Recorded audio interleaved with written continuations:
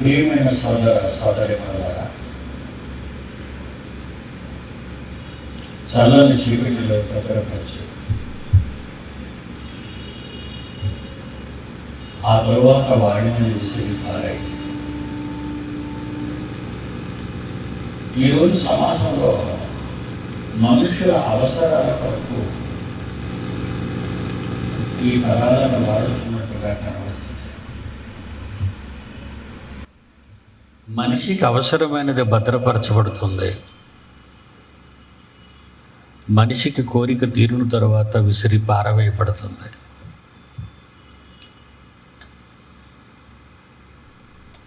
ఎన్నో ఇలాంటివి మన కళ్ళ ముందు కనిపిస్తూ ఉంటాయి. ఒక టీవీ కొన్నప్పుడు, ఒక ఫ్రిడ్జ్ కొన్నప్పుడు, ఒక కంప్యూటర్ కొన్నప్పుడు, దేనినైనా మనం మార్కెట్లోకి వెళ్ళి కొన్నప్పుడు దాని చుట్టూ ఉన్న పెట్టె ఎంతో భీకరంగా, అందంగా, రంగురంగుల బొమ్మలతో అలంకరించి ఉంటుంది.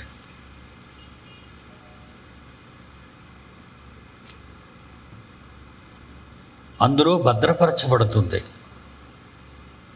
ఇంటికి తేగానే పెట్టెలో నుంచి ఆ టీవీని కానివ్వండి, కంప్యూటర్ కానివ్వండి, మిక్సీని కానివ్వండి, వాచీని కానివ్వండి, ఆ పెట్టెలో నుంచి బయటికి తీసి ఆ పెట్టెని పారవేస్తాం. అది మన చేతికి వచ్చినంత వరకు కంపెనీ దానిని భద్రపరుస్తుంది. అది వాడుకలోనికి రాగానే వాడటానికి లేదా ఉపయోగించటానికి మనం ఇష్టపడి ఇంటిలో పెట్టుకున్న తరువాత దాని చుట్టూ ఉన్న ఈ పెట్టె చీకటిలో నుండి వస్తువును బయటకు తీసి వెలుగులో పెట్టి వాడుకుంటాం. విడిచిపెట్టిన పెట్టిని బయట పారవేస్తాం. దేవుని పిల్లలారా, యూజ్ అండ్ త్రో అనే పదాన్ని మీరు వినే ఉంటారు. వాడు, విసిరి. ఈరోజు పేపర్ గ్లాసులు, ప్లాస్టిక్ గ్లాసులు, కాటన్ బ్యాగులు, గోనె బ్యాగులు అన్నిటినీ చూస్తుంటే కడకు అన్నం తిన్న పేపర్ ప్లేట్స్ వరకు వాడుతాం, విసిరేస్తాం.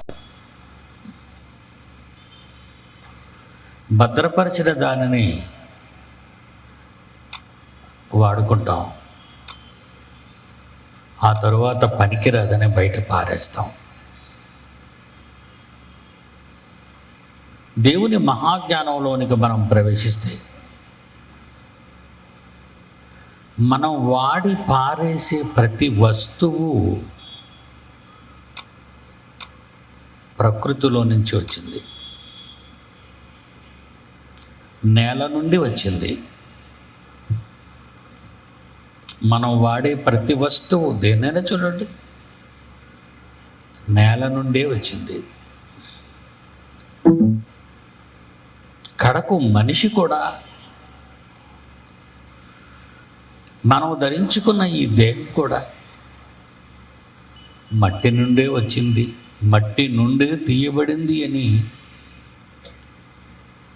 ఆదికాండం 2వ అధ్యాయం 7వ వచనంలో మనం చూస్తాం. దేవుడైన యెహోవా నేలమంటితో నరును నిర్మించి అనుంది. ప్రపంచంలో ఏ ఒక్కడూ చేయలేని అపరూపమైన నిర్మాణం మనిషి దేహం.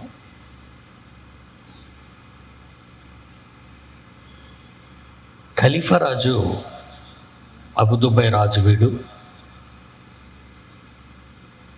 షేక్ ఖలీఫా దుబాయ్ రాజు కట్టించిన సుమారు 162 అంతస్తుల అతిపెద్ద ప్రపంచంలోని భవనాన్ని కొనుక్కున్నాడు. ఈరోజు ప్రపంచ వింతలలో అది ఒకటి అని మనం చెప్పుకుంటున్నాం. కానీ వాడు కట్టుకున్నదే వింత అనుకుంటున్నాడే తప్ప షాజహాన్ అనే నరుడు కట్టిన తాజ్మహల్ ఒక వింత అని మనుషులు అనుకుంటున్నారు. చైనా వాడి దేశం చుట్టూ కట్టుకున్న గోడ ద గ్రేట్ వాల్ అంటారు. అదొక వింత అని మనుషులు కట్టుకున్న దానిని అనుకుంటున్నారు. ప్రపంచంలో ఉన్న 7 వండర్స్ 7 వింతలు కూడా మనుషులు కట్టుకున్నవే, ఎక్కడి నుంచో ఊడిపడినవి కావు. ప్రియులరా, కళ్ళ ముందు కనబడే వాటిని వింతలను చెప్పుకున్న ఈ మనిషికి తనే ఒక వింతన్న సంగతి ఎప్పుడైనా ఇప్పటి వరకు, మొదటి మానవుని నుండి ఇప్పటి వరకు ఆలోచించాడా?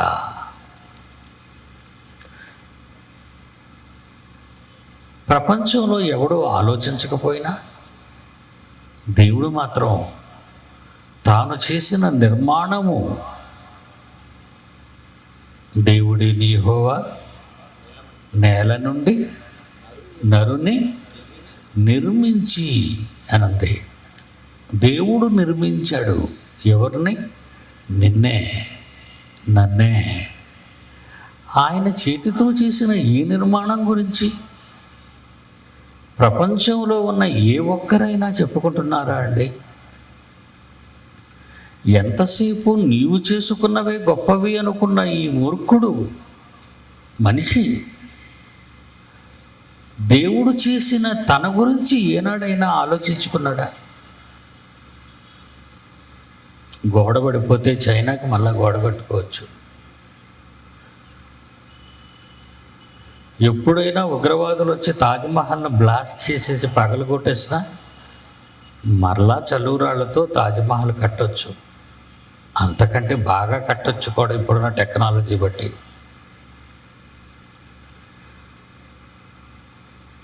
అవన్నీ గొప్పలు చెప్పుకుంటున్న ఈ మనిషికి దేవుని గొప్పతనాన్ని ఎప్పుడు గుర్తిస్తాడో? ఏమంటే కిడ్నీలు పోతే కిడ్నీలు ఇవ్వగలడా ఎవడైనా? హార్ట్ గుండెకాయ పోతే గుండెకాయ ఇవ్వగలడా? కళ్ళు పోతే కళ్ళు ఇవ్వగలడా? చెయ్యి పోతే చెయ్యి ఇవ్వగలడా? కాలు పోతే కాలు ఇవ్వగలడా? కడకు రక్తం పోయినా రక్తం ఇవ్వలేడు. ఎందుకు మనిషి చేయలేడు? దేవుడు చేసినవి మనిషి చేయలేడు.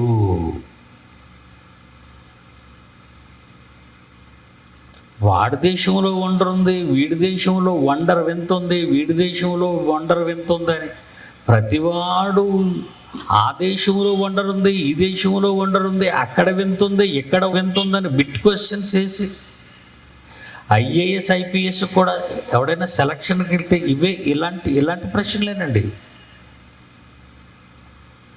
కానీ దేవుని చేతులతో చేయబడిన నువ్వే ఒక వింతన్న సంగతి ప్రపంచంలో ఎవడైనా చెప్పాడా?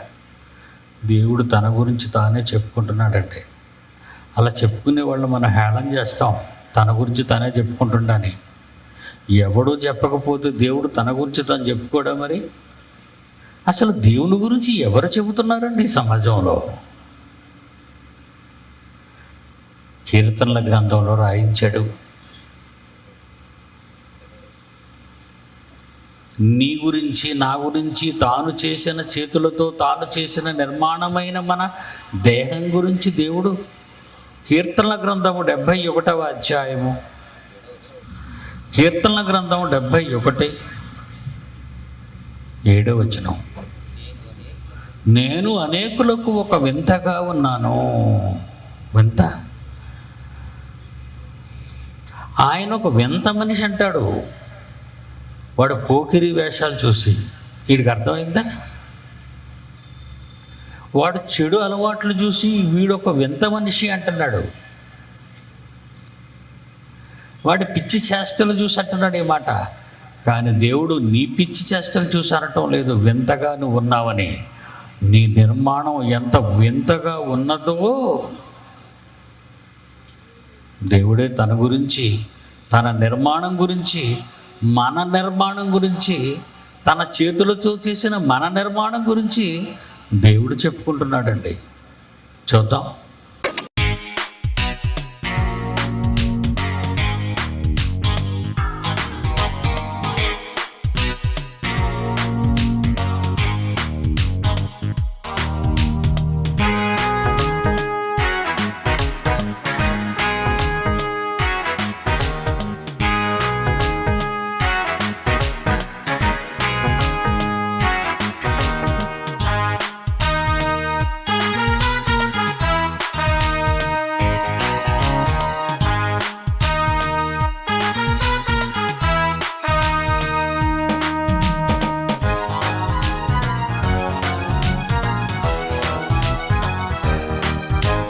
మనిషి జన్మ వింతే, అది తెలియకుంటే చింతే, నీ నిర్మాణమే తెలుసుకోవా.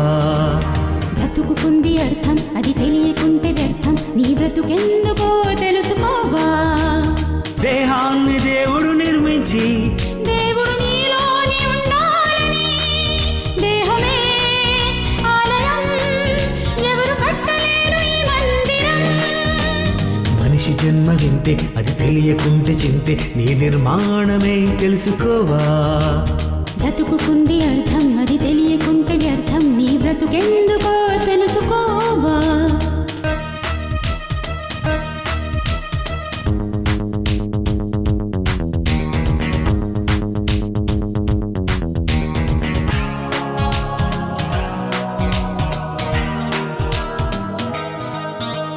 ఎవరు చెయ్యలేరు ఈ దేహం, ప్రపంచ వింతలకే ఒక వింతని.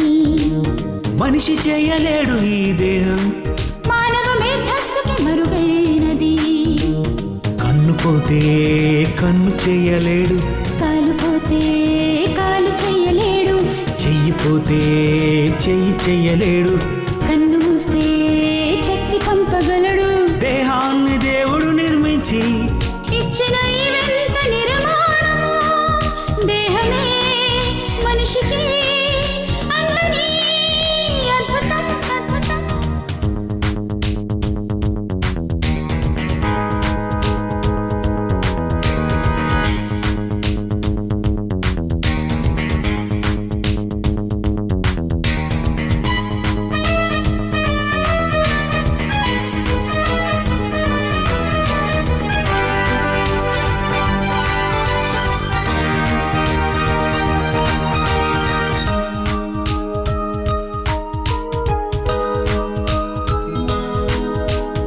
ఎవరు చెయ్యలేరు ఈ రూపం, మనుషుల వేలి ముద్ర ఒక వింతని. మనిషి చెయ్యలేడు ఈ రక్తం, మరో మనిషిని ఆశ్రయించాలని. తాజ్మహల్ నైనా తిరిగి కట్టగలడు, తల వెంట్రుకనైనా నలుపు తెలుపు చెయ్యలేడు. తాజ్మహల్ నైనా తిరిగి కట్టగలడు, తల వెంట్రుకనైనా నలుపు తెలుపు చెయ్యలేడు. దేహాన్ని దేవుడు నిర్మించి, దేవుడు నీలోని ఉండాలని, దేహమే ఆలయం, ఎవరు కట్టలేరు ఈ మందిరం. మనిషి జన్మ వింతే, అది తెలియకుంటే చింతే, నీ నిర్మాణమే తెలుసుకోవా. బ్రతుకుకుంది అర్థం, అది తెలియకుంటే వ్యర్థం, నీ బ్రతుకెందుకో తెలుసుకోవా.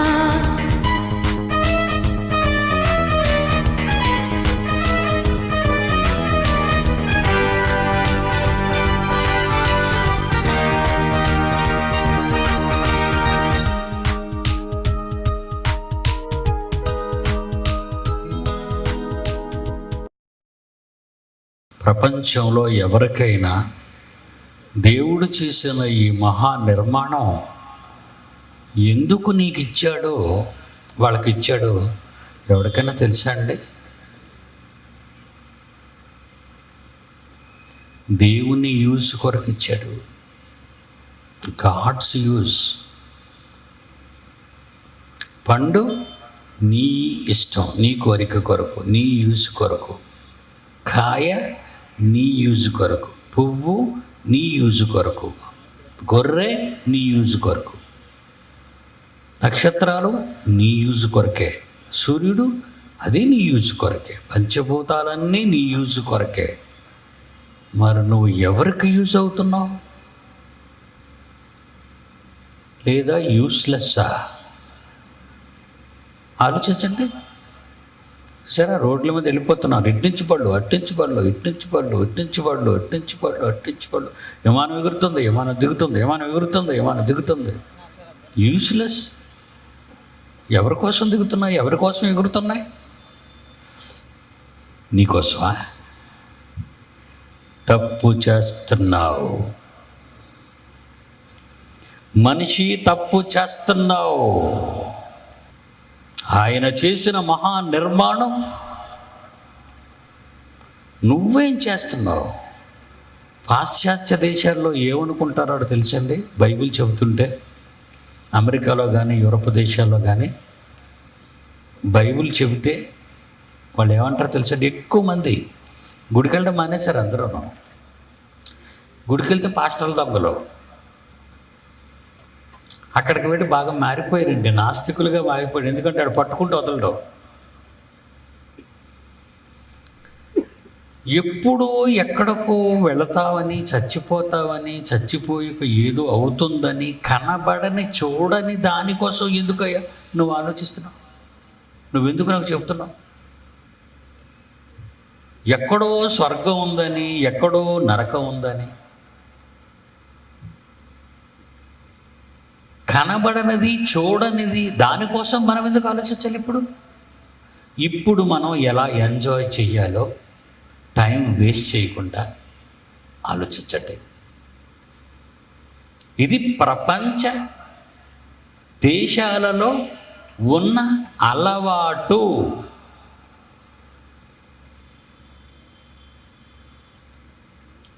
చచ్చిపోయాక ఏదో అవుతామని ఇప్పుడు చెబుతాడు మాకు. నువ్వు చూసావా? మనకేమైనా కనిపించిందా? కనబడని దానికోసం మనం ఆలోచించే కంటే ఉన్న ఈ వయస్సుని, ఈ కాలాన్ని, సుఖాలను ఎలాగ అనుభవించాలి అన్న దాని గురించి నువ్వు ఆలోచించు. వాక్యం చెప్పినోడికి తిరిగాడు అలా చెప్తాడట వాక్యం. అక్కడ మీరు విన్నారా? మీరేమంటారు? విదేశాల గురించి మీరే మాట్లాడతారు? అమెరికన్స్ జ్ఞానులండి, ఇంగ్లీషులు జ్ఞానులండి. ఒక పిచ్చివాడు పిచ్చోడిని పొగుడుతాడు. దేవుడిచ్చిన ఈ దేహంలో ఏం ఆలోచిస్తున్నావు నువ్వు? ఎందుకు ఇచ్చాడు తెలుసా? చింతపండుని చూడగానే నోరు పులుస్తుంది, ద్రాక్ష పళ్ళని చూడగానే నోరు పులుస్తుంది. అది పుల్లగా ఉంటే నీ నోరెందుకు పొరవాలని, అది పులుపు, అది పుల్లగా ఉంటే నీ నోరెందుకు పొరవాలని, నీ నోట్లో ఎందుకు లాలాజలం ఊరాలని, అందులో పులుపు ఉందని నీ నోట ఏమంటే నీ నోట లాలాజలం ఊరుతుందని. ఏటి రెండిటికి మధ్య ఉన్న అవినాభావ సంబంధం? ఎవరు పెట్టారు ఇది? ఎవరు పెట్టారు?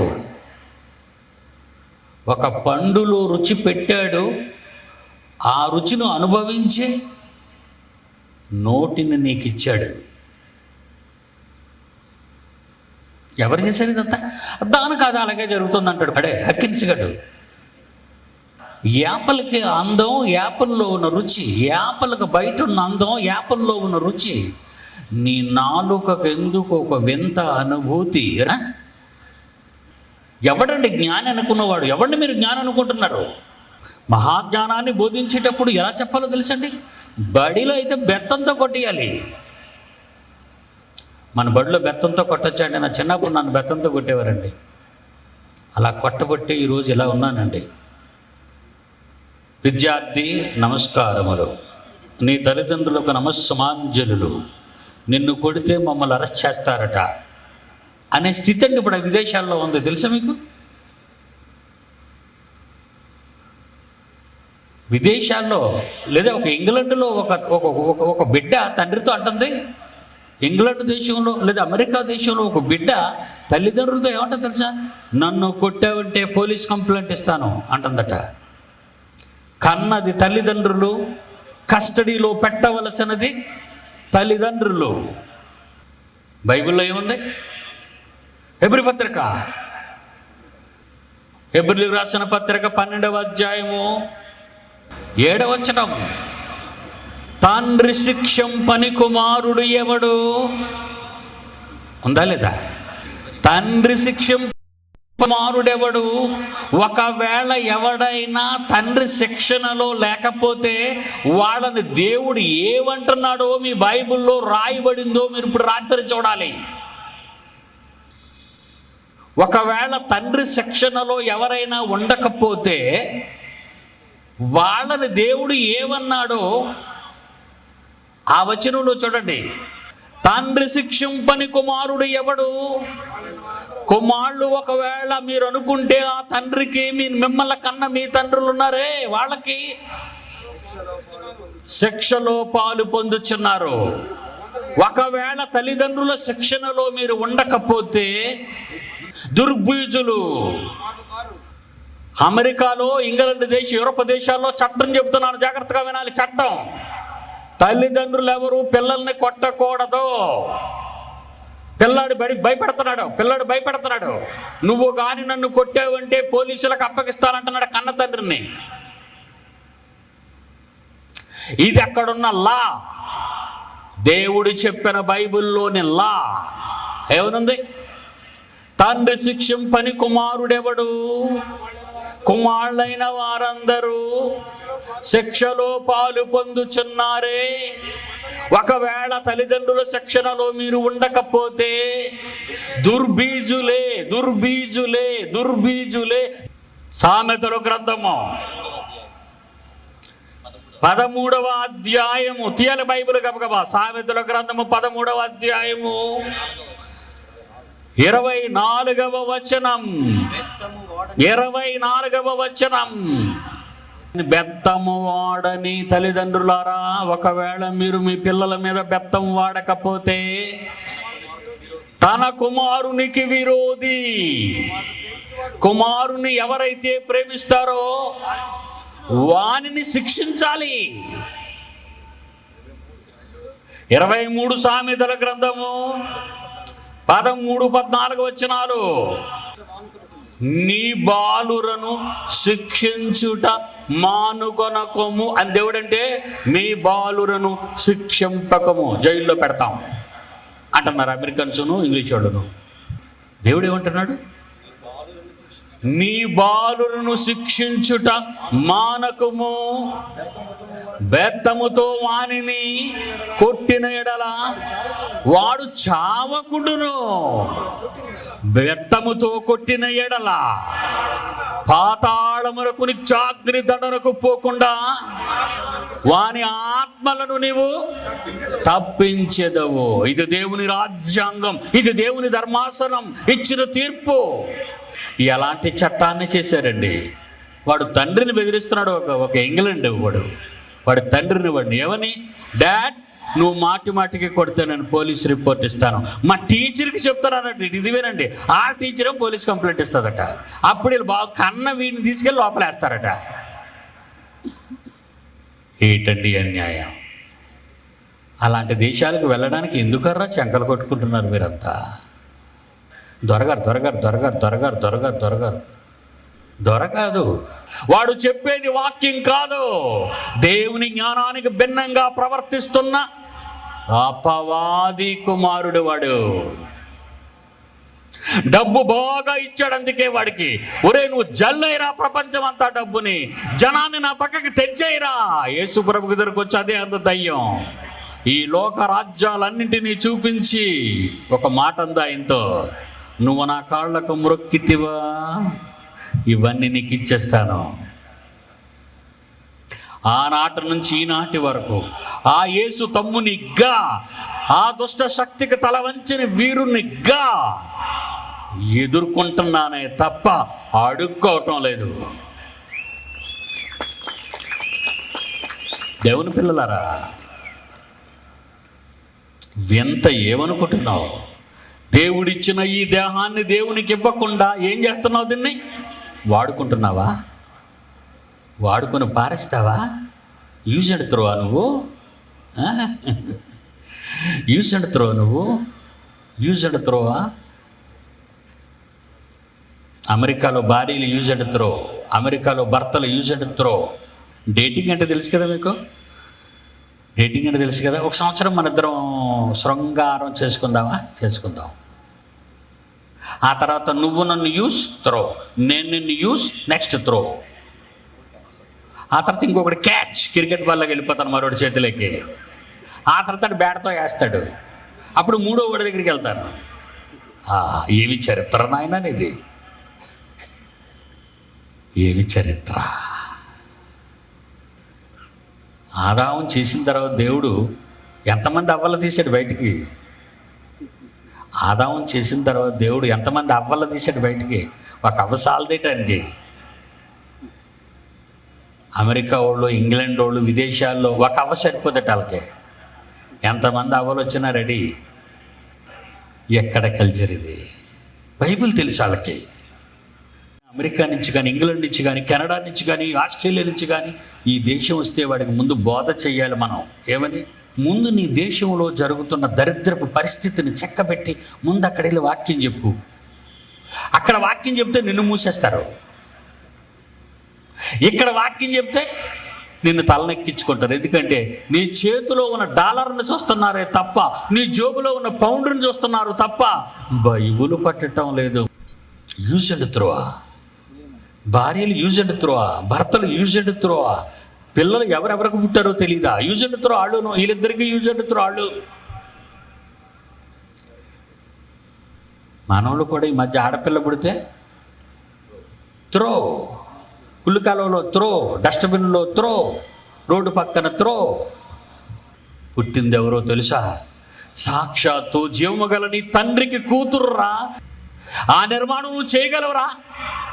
ఏ అవయవం పోయినా చేసుకోలేదే, ఏ అవయవం పోయినా తయారు చేయలేదే.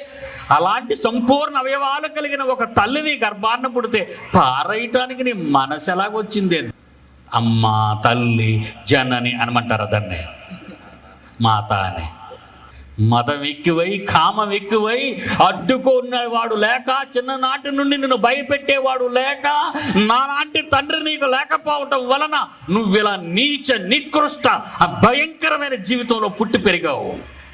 నీకు పిల్లల గురించి ఏం తెలుసు? పారేస్తావా? పారేసి పెట్టనుకున్నావా? గర్భఫలము దేవుడిచ్చు బహుమానం. బహుమానాన్ని పారేస్తావా? ఇప్పుడు పుస్తకం అందుకుని ఆవిడే నా ఎదురుగుండా స్టేజ్ మీద విసిరించాడు అనుకోండి, ఎంత అవమానం అండి, ఎంత సిగ్గుండి. ఆ బహుమతిని ఇవ్వటానికి సిద్ధపడిన వ్యక్తికి కానీ, ఆ బహుమానాన్ని నా చేతుల మీద ఇవ్వాలనుకునే నాకు కానీ ఎంత దారుణమైన సంఘటన అండి అది. యూజ్డ్ త్రోవా. ఈరోజు ప్రపంచ ప్రజలంతా కూడా కనబడేదే మనం ఆలోచించాలే తప్ప కనబడని దాని గురించి ఆలోచించకూడదు అని దేవుని మనసులోని ఆవేదనతో కూడిన ఎన్నో సందర్భాలను పక్కకు పెట్టి ఎలా అనుకుంటారో దేవుడు ఆ రోజే రాయించాడండి. కొరింథీయులకు రాసిన మొదటి పత్రిక, కొరింథీయులకు రాసిన మొదటి పత్రిక 15వ అధ్యాయము 32వ వచనము. మనుష్య రీతిగాని నెఫసులో మృగములతో పోరాడిన నాకు లాభమేమి? పౌలు అంటున్నాడు. కొరింథీ అంటే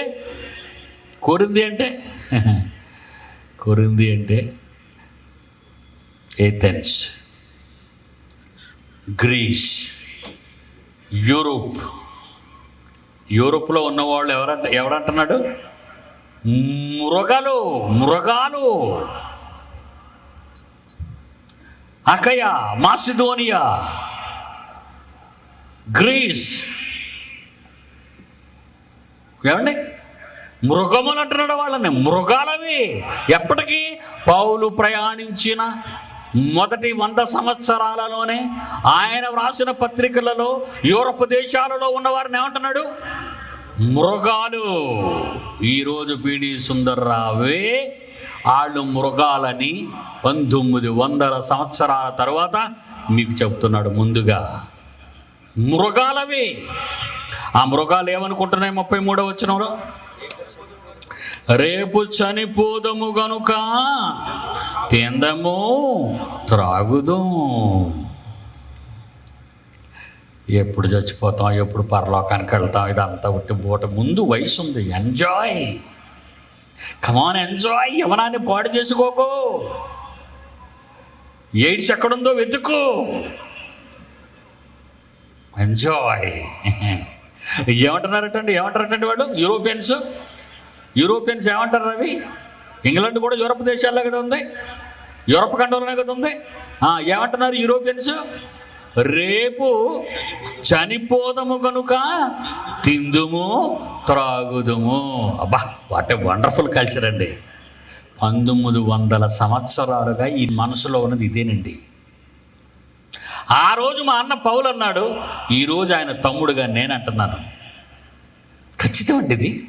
మృగాలండి అవి, మృగాల మధ్యకు వెళ్ళటానికి, మృగాల మధ్య స్థిరపడడానికి, మృగాల మధ్య మీ పిల్లలను చదివించటానికి మీకేమాత్రమైన భయం ఉందా బిడ్డ? మావాడండి, మీవాడు ఫ్రాన్స్లో ఉన్నాడండి. గొప్ప వార్త చెప్పావు నాకు. మృగాల దగ్గరికి పంపించావా? పులిబోన్లో పడేసామని అర్థం. పులిబోన్లో పడేసావు మీ పిల్లాడిని. ఎక్కువ క్రైస్తవులు చెప్పుకుంటారండి ఇది.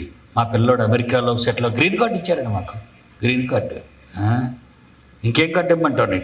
నీకు రెడ్ కార్డు ఇచ్చేస్తాడు దేవుడు నరకానికి వెళ్ళడానికి. నీకు అక్కడ గ్రీన్ కార్డు ఇవ్వగానే నేను రెడ్ కార్డు వేసాడు ఇక్కడ. అర్థమైందా? అదే డెత్ కార్డు ఇది. Green card. ఒకడు అమెరికా నుంచి ఫోన్ చేసి, ఏమండి, సార్ మీ గ్రీన్ కార్డు ఇప్పించమంటారా అన్నాడు. వద్దు, నీకే నేను గ్రీన్ కార్డు ఇస్తాను, మా యూనివర్సిటీలో జాయిన్ అవుతావా అన్నాను. ఎవరి గ్రీన్ కార్డు ఇది? ఆడిచ్చింది టెంపరీ గ్రీన్ కార్డు. నువ్వు చచ్చాక కార్డు ఆడు తీసుకుంటాడు. కానీ నేను ఇచ్చే కార్డు ఎవరి గ్రీన్. ఏమంటే దేవుని పిల్లలారా, ఆలోచించండి. మోసపోకుడి కింద అంటున్నాడు చూడండి. మోసపోకుడి, దుష్ట సాంగత్యము మంచి నడవడిని చెడుపును. యూరప్ దేశాలు, అమెరికన్ దేశాలు మంచి నడవడిని చెడుపుతున్నాయి. ఆడు జ్ఞానులా? ఎవరండి వాళ్ళు జ్ఞానులని? మృగాలు. అందుకే చాలామంది అండి అమెరికాలో చదివి వెళ్తే, ఇంగ్లాండ్లో చదివచ్చు, ఏమండి, డాక్టర్ ప్రసాద్ ఎంబీబీఎస్ లండ్ అని ఉంటుంది లండన్కి. భలే లండ్ తగిలించుకున్నావురా నువ్వు. బ్రాకెట్లో పెడతాడు లండ్. ఇండ్ అని పెట్టాడు, అంటే ఇండియా. ఇండ్ అని పెడితే చిన్నదట. మోసపోకుడి. బ్రతికుండగానే అనుభవిస్తావా? నీకు మరో జీవితం ఉంది. నీకిచ్చిన ఈ వింత నిర్మాణాన్ని, దేహాన్ని దేవుని కొరకు విసిరితే, నీకిచ్చిన ఈ దేహాన్ని, ఈ అందమైన రూపాన్ని నీ దేవుని కొరకు యూజ్ చేయి. అప్పుడు దేవుడు నిన్ను విసురుతాడు. ఎక్కడికో తెలుసా? స్వర్గానికి. Use and throw. ఎక్కడికి వెళ్తావు? ఇటు పక్క ఇష్టపడతా చెప్పు. నరకానిక, పరలోకానిక? యేసుక్రీస్తు అంటున్నాడు. వండర్ఫుల్ క్రైస్ట్ అండి ఆయన. మహాజ్ఞానాన్ని ప్రబోధించిన మహానాయకుడు. యోహాను సువార్త 12:24. యోహాను సువార్త 12:24.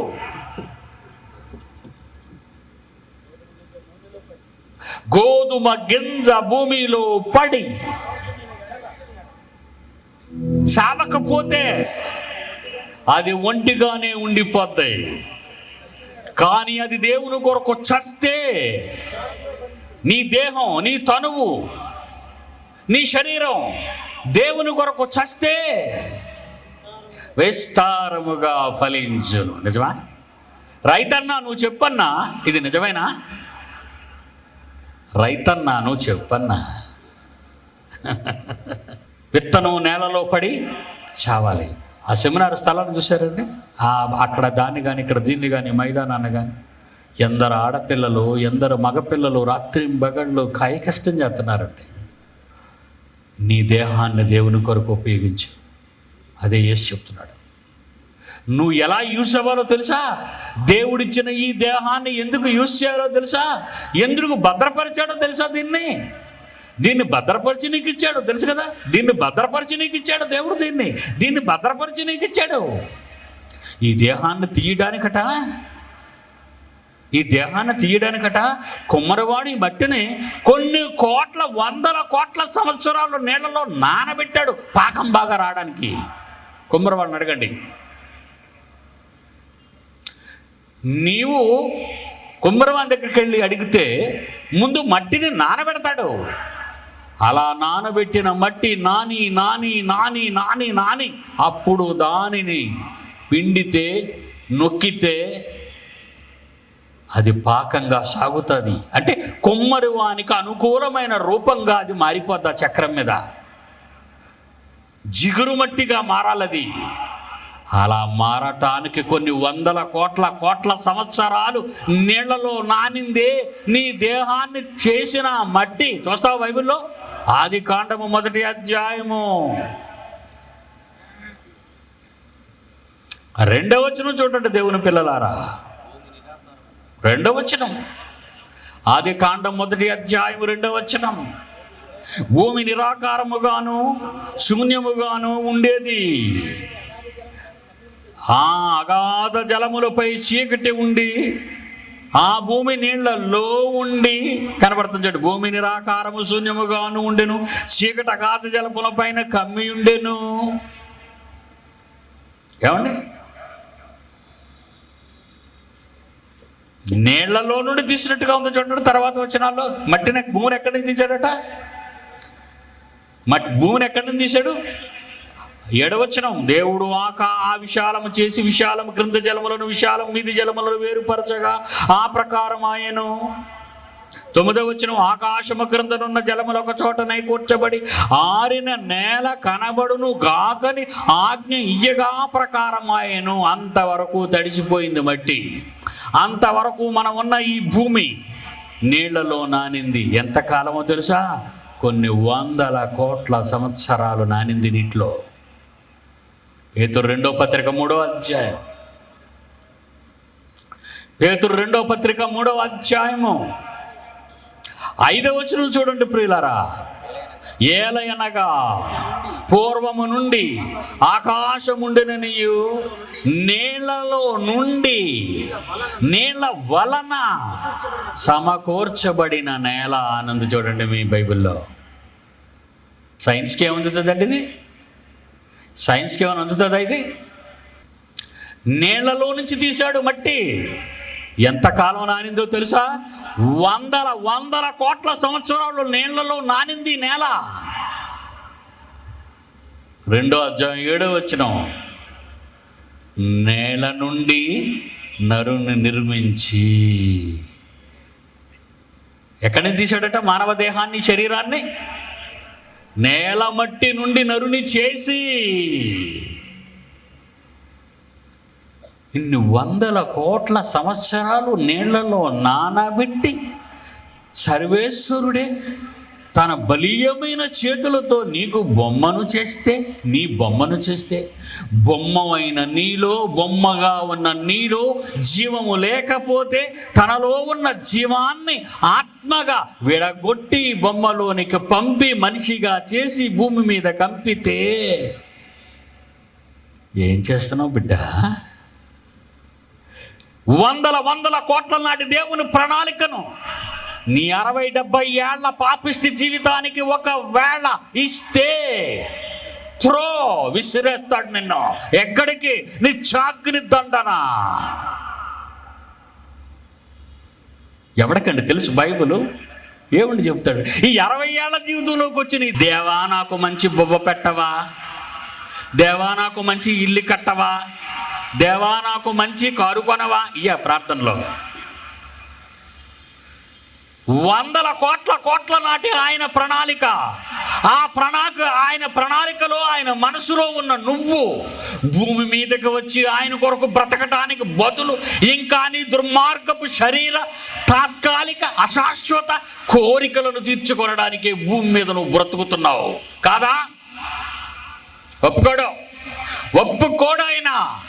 తప్పు చేస్తుంది ప్రపంచం, తప్పు చేస్తుంది. విత్తనము నేలలో పడుతుంది, అది చస్తుంది.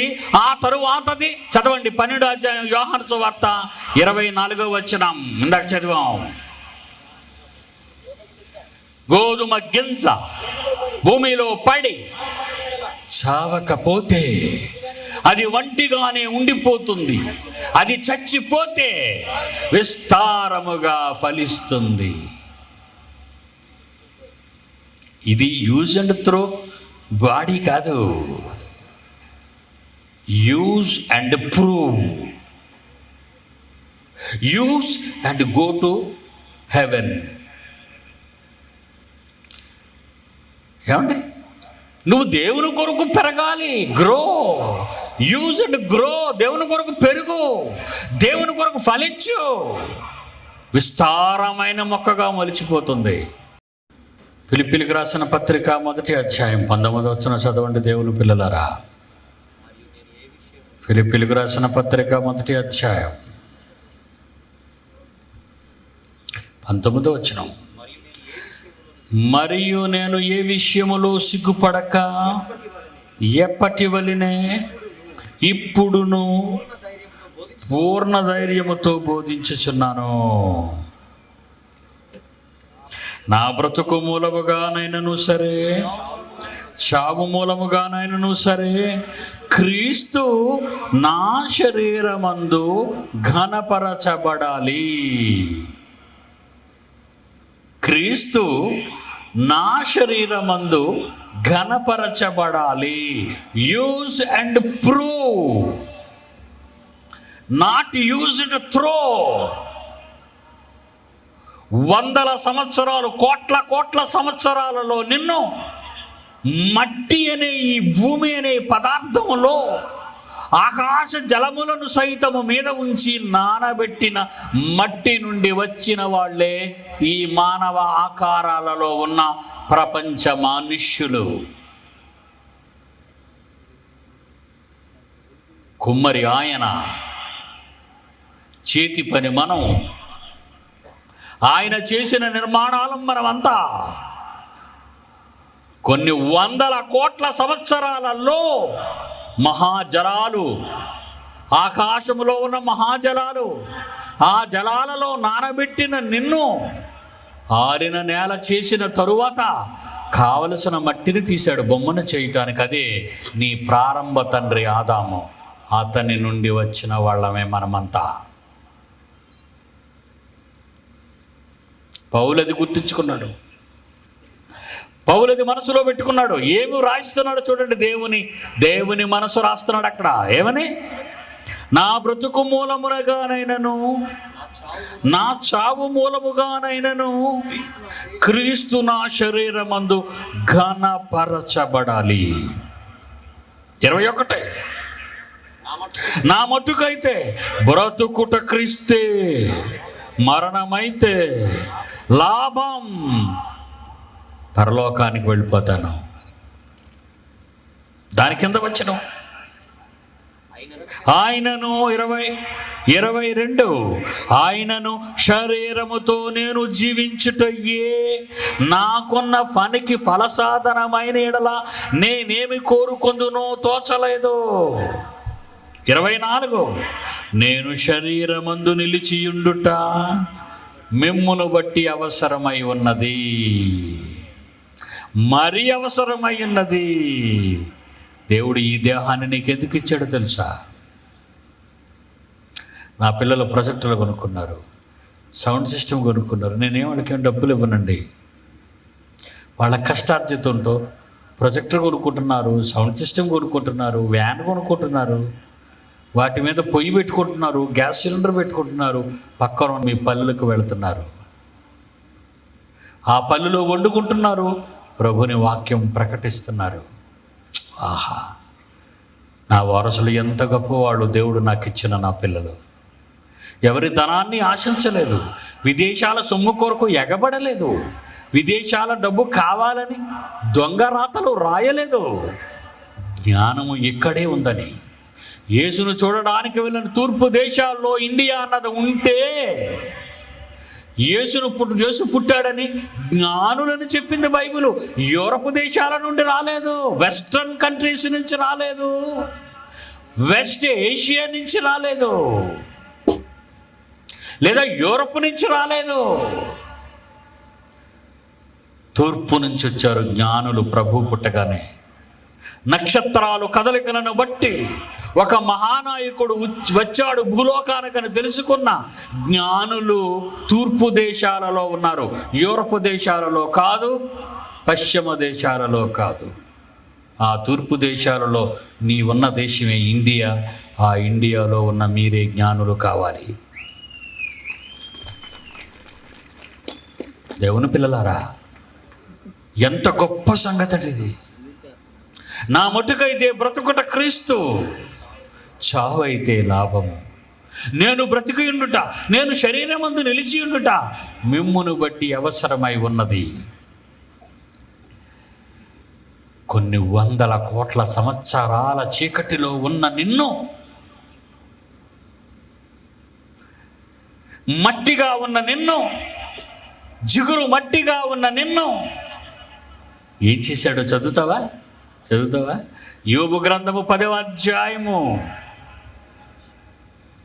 8, 9, 10.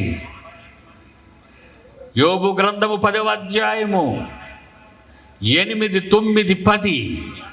దేవుడా, నీ హస్తాలు నాకు అవయవ నిర్మాణము చేశాయి, నన్ను రూపించాయి. జిగటమన్నుగా ఉన్న నన్ను నీవే నిర్మించావు. ఒకడు పాలు పోసినట్లు జున్నుగడ్డ పేరబెట్టునట్లు నీవు నన్ను పేరబెట్టిదివి కదా తండ్రి. చర్మంతో మట్టిని ఎలా కన్వర్ట్ చేస్తారో చూడండి. చర్మముతోను అదే మట్టిని మాంసముగాను, అదే మట్టిని ఎముకలుగాను, అదే మట్టిని నరములుగాను నన్ను సంధించావు. నీ చేతులతో అవయవ నిర్మాణం చేశావా తండ్రి. చల్లని చీకటిలో భద్రపరిచావు వందల కోట్ల సంవత్సరాలు.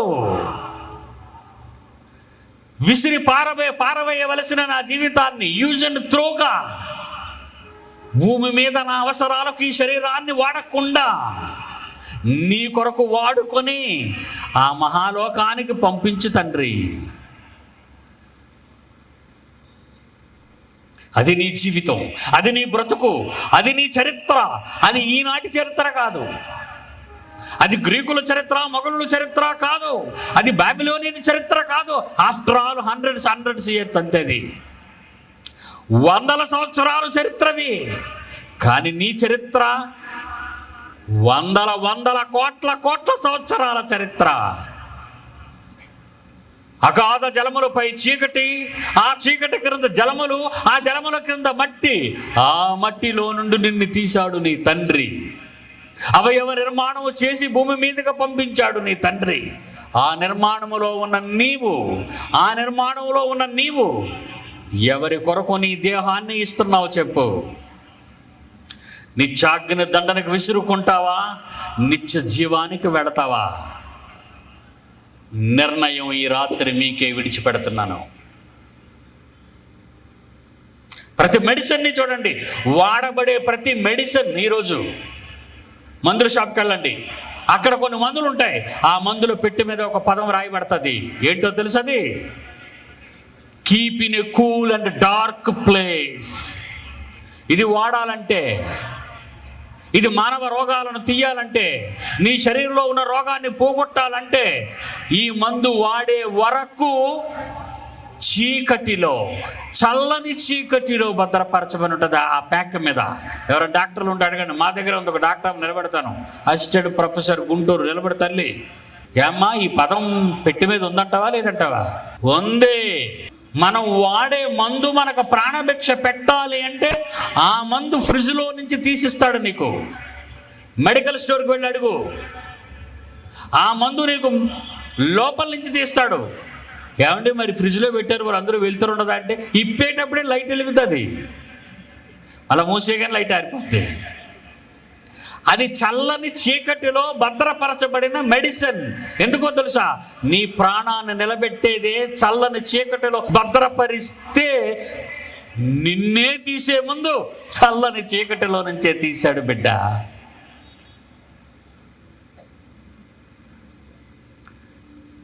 విశ్వం అనే ఈ బాక్స్ను ఓపెన్ చేశాడు తీయడానికి.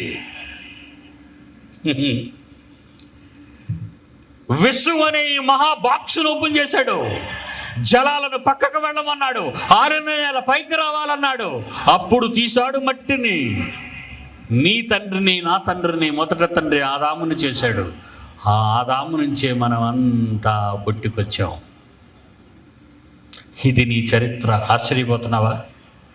ఎవరి కొరకు నీ దేహం ఉపయోగిస్తున్నావు చెప్పి. ఈరోజు దేవుడు నీకిచ్చిన ఈ ప్రాణమున్న ఈ దేహాన్ని ఎవరికిస్తున్నావు బిడ్డ? ఎవ్వరికీ ఇవ్వకు, నీ తండ్రికి తప్ప. ప్రార్థన చేసుకుందామా? కళ్ళు మూసుకోండి. ప్రేమ కలిగిన మా తండ్రి, మహాజ్ఞానపు లోతులలోనికి మీ పిల్లలను తీసుకుని వెళ్ళాను. వాళ్ళ ప్రారంభం ఏంటో చెప్పాను. ప్రపంచ నాశనం, ప్రపంచ విఫలాలు కూడా చెప్తున్నాను.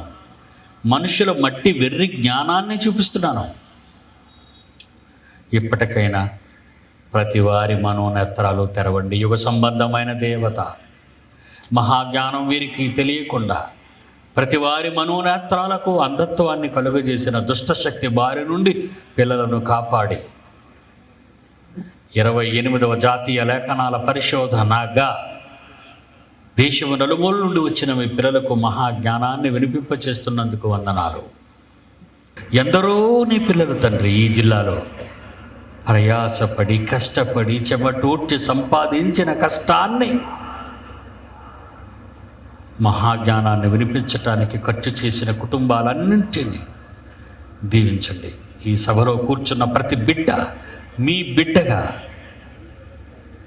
పర సంబంధమైన ప్రతి దీవెన వారికి ఇచ్చి దీవించి పంపమని వేడుకుంటూ రేపటి సభను కూడా విజయవంతం చేయమని ప్రార్థిస్తూ మా ప్రభు రక్షకుడైన యేసు వారి పరిశుద్ధ నామాన్ని ప్రార్థన అడుగుచున్నాము తండ్రి.